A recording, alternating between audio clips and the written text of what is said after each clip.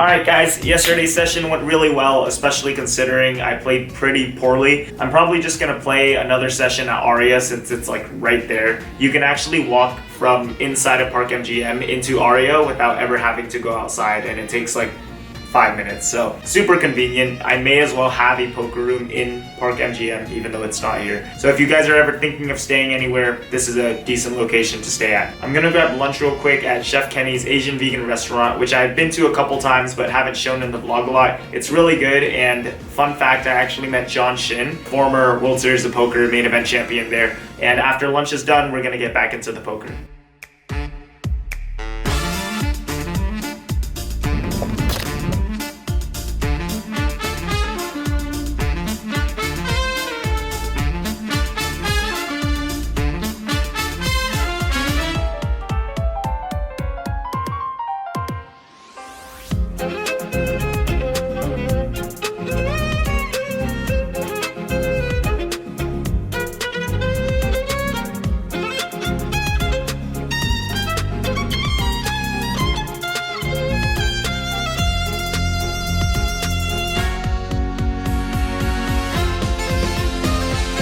We're at Aria again. We're buying in for 1500, which is the max at the 2-5 game. First hand for the session, we've got pocket 8s in the hijack.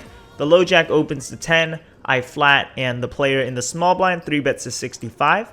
Both of us call, so we're going to a flop 3 ways, and it comes down ace, ace, ace. So we flop a boat here. The 3-better now checks to us, and the low jack puts out a bet of $20 into 200, which is very strange to me, and for some strange reason, I decided to raise to 85. I believe I was just trying to test my opponent. I thought he was just trying to steal the pot, but that's a really dumb reason for me to raise here. I should just call and see a turn, but that's what I did.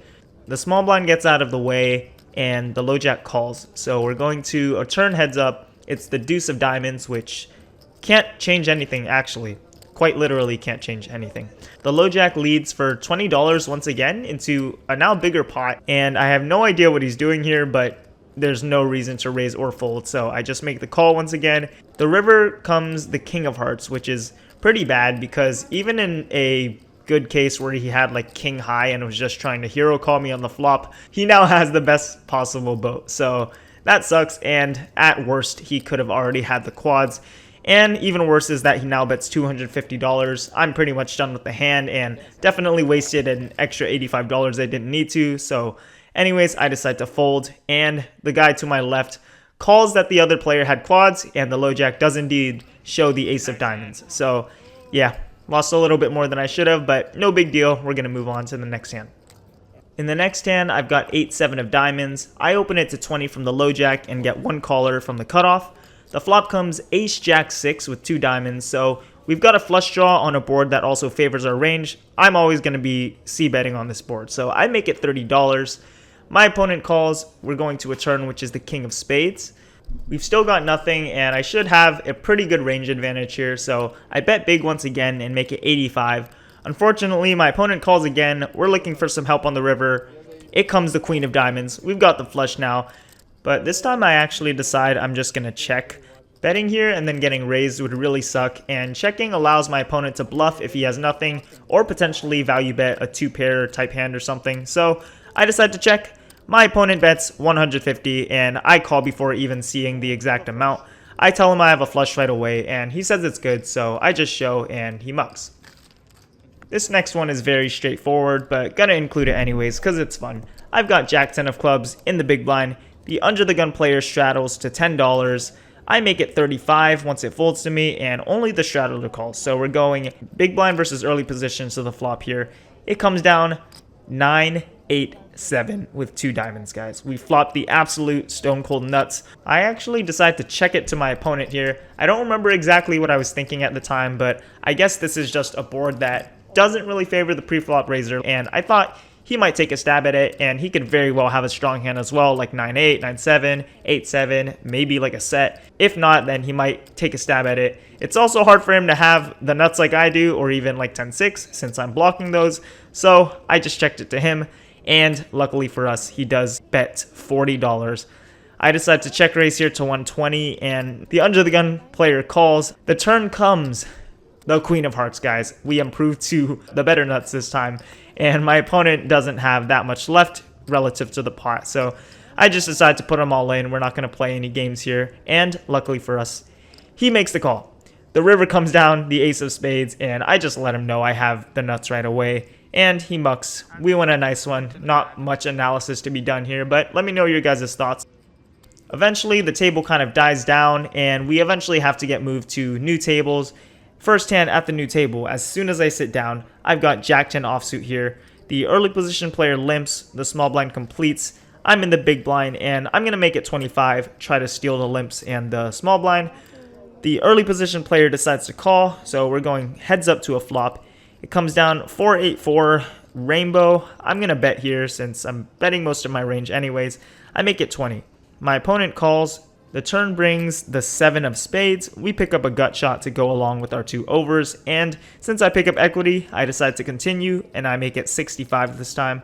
My opponent calls again, and this time the river brings the 5 of diamonds. We've got absolutely nothing here, and I just decide I don't think my opponent has much. It's going to be hard for him to call 3 streets, even with something like top pair, so we're just going to put the pressure on him, and I decide to bet $150 into a pot of 225.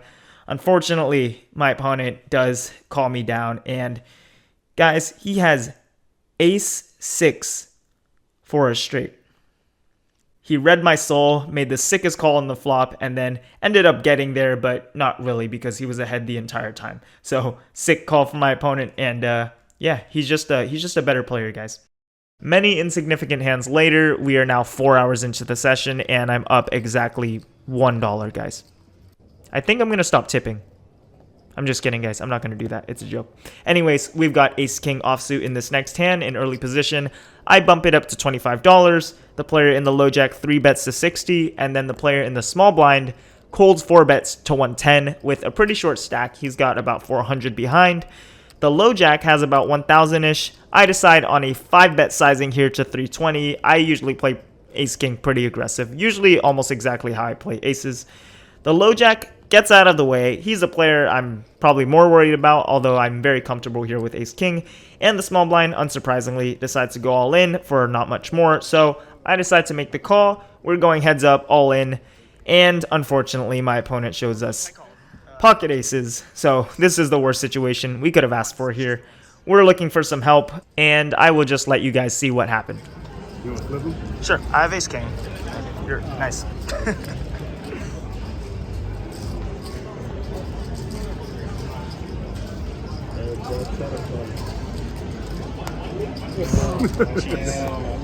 Wow. Wow. Hey, nice hand, bro. So this is the craziest run out that could have happened. We immediately flopped the gut shot, and then we just binked the jack on the turn to make the nuts. And then the king on the river makes it a chop for both of us. So even though not much money was exchanged between all 3 players, it was still kind of an eventful hand, I guess. Part of me feels like I got sucked down on, and then the other part of me is relieved because I was way behind to begin with. So, fun little hand. And the low jack also mentioned that he had Jack-10 of hearts, which is interesting because I'm not sure why he decided to 3-bet, but if that's true, then he had 2 of my straight outs, which makes it a little more interesting. This next hand is one I'm not very proud of, but I gotta show it to you guys anyways. I've got 7-6 of diamonds in the big blind for this one. We're playing 5-handed, and the player in the hijack opens to 15. He seems like a pretty solid player. I decided to call here with my suited connector, so we're going heads up to a flop, which comes 7-5 ace with 2 clubs. We've got middle pair here with some backdoors. I check it to my opponent. He bets 10, and I call here with my middle pair. The turn brings the 3 of diamonds, which gives us a gut shot. He decides to bet 50, which is almost pot, and for some reason, I decide to call here. Just probably because I picked up equity, but I feel like this is a spot where, because he bet so big, I could probably just fold here and wait for a better spot. There are plenty of better hands I could call with here. Flush draws, ace-x, maybe like better straight draws, like 8-6 suited or something like that. I think this hand is a little bit too weak to call, but that's what I did. I think it was a mistake. The river brings the 8 of diamonds, and for some reason, guys, I just decided, I think I just thought I couldn't win the hand if I didn't bet here, so I decided to lead for 85, which is just around half pot. But I think it's a situation where I should just check and then take the L, but you know, I wanted to win the hand and I got kind of greedy. So this is what I did. My opponent, unfortunately, makes the call, and he's obviously got us beat. He shows pocket fives for a flop set, so definitely lost more money than I needed to in this hand. But we're just going to move on and hopefully play better for the rest of the session. In this next one, I've got ace-jack offsuit in the hijack. The under the gun player limps, I make it 25, and the player on the button calls, and so does the limper. So we're going to a flop three ways. It comes down 8 for ace with 2 spades. We've got top pair, decent kicker. The under the gun player checks, and I decide to actually check here, even though this is a very, very clear spot for me to c-bet. And the reason I did that was because the player in the button, throughout the entire time that I'd been at the new table, had called every single one of my pre-flop raises pretty much, and it seemed like he always just wanted to be involved in a hand with me and like beat me. He also tended to lead whenever I played passive, so if I c-bet flop and then check turn, he pretty much would always bet. So I was trying to see if he would bet here, so I got the vibe that he was potentially going to lead. Unfortunately, he did not. He decided to check back. And I also think this is just a bad play for me because we're also three-handed, so it kind of changes the dynamic and incentivizes people to play more straightforward, which I should have done. Anyways, we're going to a turn card. I'm praying to not see a spade here.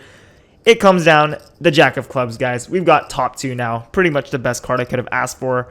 The under the gun player checks again, and so do I, even though I just said I probably should bet. And I do think I should be betting here, but I think at the time, since I had ace-jack, I just thought it was very unlikely now that my opponents had much they could call with, and maybe the button will decide to bet now. He does indeed decide to bet 40. Again, I think I should just be betting to begin with, but once the under the gun player gets out of the way, I decide 40 is not enough, and I raise to 120, which is obviously a weird line. Like, what am I repping here that I like check twice with and then raise? But anyways, that's what happened, guys. The button luckily calls here, so I guess we're getting some value. The river comes the 9 of spades, which is not a card I wanted to see. It completes the obvious front door flush and also completes some straight draws, so I decided to check again, probably for a better reason now than the previous two streets, and luckily my opponent checks back, and he mucks when I show my hand. So, nice to win a decent-sized pot, but definitely did not play that the best. And yeah, I think this is just a lesson I constantly have to keep trying to learn. It's better to just play standard and not get too caught up in like exploiting people or trying to change your game plan by relying on like reads and tells and habits and all that stuff. I find that I tend to make way more mistakes doing that than by just trying to play solid, and yeah, it definitely hurts more than it helps. We have ace-jack offsuit once again for this last hand, guys. I'm in the low jack this time, and I open it up to 25. The hijack and the button call, and the small blind is playing with like 10 big blinds, guys. He shoves for $53.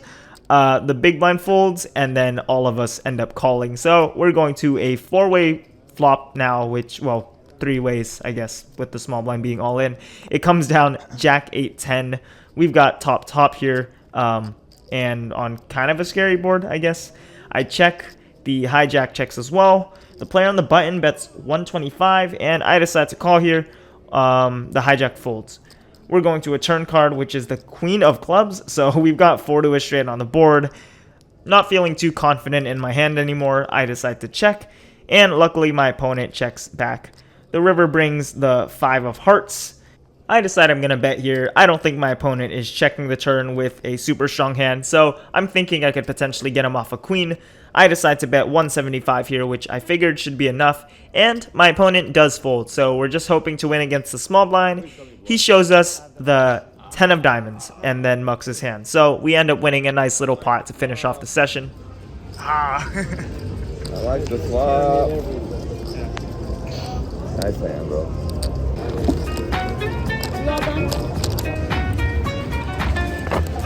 Well done. Can I get some of that red before you go? Yeah, of course. After about 8 hours of playing, we ended up booking a small loss today of $120, which isn't too bad. We're still up on the trip.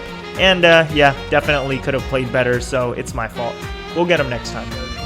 1380. Lookout points of the same view. It was really like the same. Alright, that's it for today's episode, guys. I hope you guys enjoyed the hands. As always, it's already the next morning, as you guys can see, so we're going to be checking out of Park MGM. It's been a great stay here, and you will see me right here for the intro of the next vlog. So I'm going to end the vlog here. Hope you guys enjoyed the hands, and I will see you in the next vlog. Peace.